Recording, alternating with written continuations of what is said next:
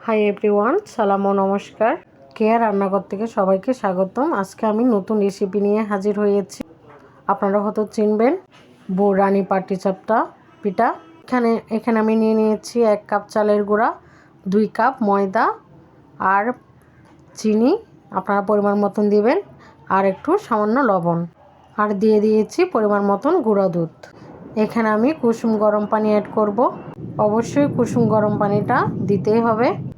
অল্প অল্প করে দিয়ে একটা ব্যাটার তৈরি করে নিব, ভালোভাবে নাড়তে থাকবো। এরপর দিয়ে দিয়েছি একটা ডিম।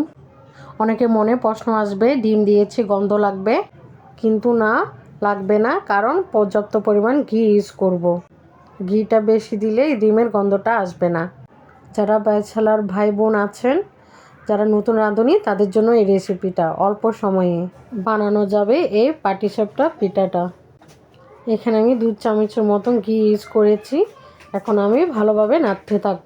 এখন অল্প কিছু ব্যাটার একটা বাটিতে নিয়ে নিয়েছি, আর এখানে হাফ চা চামচ ফুড কালার ইউজ করেছি। এখন আমি ভালোভাবে নাড়তে থাকব। ফুড কালারটা আমি লিকুইডটা ব্যবহার করেছি হাফ চামচ। ব্যাটারটা আমি আবারও দেখা দিচ্ছি, এরকম পাতলা হতে হবে, ঘন করা যাবে না। এখন আমি হিট চা বানানোর জন্য আরেকটা পাত্র নিব। আপনারা লিকুইড দুধ ইউজ দিতে পারেন, আমি এখানে গুঁড়া দুধ ইউজ করেছি। কিছুক্ষণ জাল করে নিব। এরপর আমি আরেকটা পাত্র বসিয়ে দিয়েছি, পরিমাণ মতন ঘি দিয়ে দিয়েছি। এরপর আধা কাপ সুজি ইউজ করেছি। সুজি আর ঘি ভালোভাবে ভেজে নিব। আপনারা চাইলে তেল ইউজ করতে পারেন, কিন্তু ঘিটা দিলে ঘ্রাণটা অনেক ভালো হয়। চুলা আঁচ কমিয়ে ভাজতে হবে। সামান্য একটু লবণ দিয়েছি, আবার ভালোভাবে নাড়তে থাকবো যেন পোড়া না লাগে। বাসায় মেহমান আসছে, বাসায় কিছু নেই, এই পাটিসাপটাটা বানাই দিবেন, তাহলে খেতে অনেক মজা লাগবে। আমি যেভাবে বানিয়ে নিচ্ছি ঠিক আপনারা এই পদ্ধতিটা ফলো করবেন, তাহলে আপনাদের খেতেও সুস্বাদু লাগবে। আমি সুজিটা একটু হলুদ কালার এসে গেছে, এখন আমি দিয়ে দিয়েছি দুধ। নাড়তে থাকবেন, চামচ দিয়ে ভালোভাবে নাড়তে থাকবেন। এখানে আমি গুড় ইউজ করেছি পরিমাণ মতন, আপনারা চাইলে চিনি ইউজ করতে পারেন।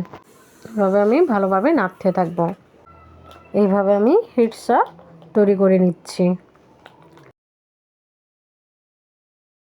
গুড়টা গলে না যাওয়া পর্যন্ত আমি নাড়তে থাকবো। এখানে আমি ইউজ করব ঘি। আমি পরিমাণ মতন ঘি ইউজ করেছি। এরপর আবারও ভালোভাবে নাড়তে হবে।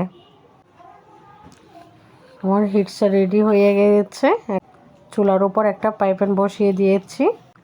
তেল ব্রাশ করে নেবেন, হালকা তেল দিয়ে টিস্যু দিয়ে আমি ব্রাশ করে নিচ্ছি। এরপর আমি ফুড কালার দিয়ে দিয়েছি। এরপর আমি ব্যাটারটা দিয়েছি। এখন আমি হিটসা দিয়ে দিয়েছি। এরপর আমি আস্তে আস্তে করে ভাঁজ করে নিয়েছি। আমি এক হাত দিয়ে ভিডিও করতেছি, আর এক হাত দিয়ে বানাচ্ছি, তাই একটু সমস্যা হচ্ছে। ফুড কালারটা আমি একটা বোতলের মধ্যে ঢুকাইছি, বোতলের ঢাকনাটা সিদ্ধ করে নিয়েছিলাম। আপনারা চাইলে সসের বোতল খালি করে ব্যবহার করতে পারেন। বিভিন্ন রকম নকশা ফুল দিয়েও আপনারা বানাইতে পারেন। এক পাশ হয়ে গেছে, এখন আমি আস্তে আস্তে করে ভাঁজ করে তুলে নিচ্ছি। আপনারা দেখতে পাচ্ছেন কি সুন্দর পাটিসাপটা হয়েছে। এই পাটিসাপটার নাম দিয়েছে নাকি বসুন্ধরী পাটিসাপটা। আপনারা দেখতে পাচ্ছেন আমি বোতলে ছিদ্র দিয়ে কিভাবে দিচ্ছি।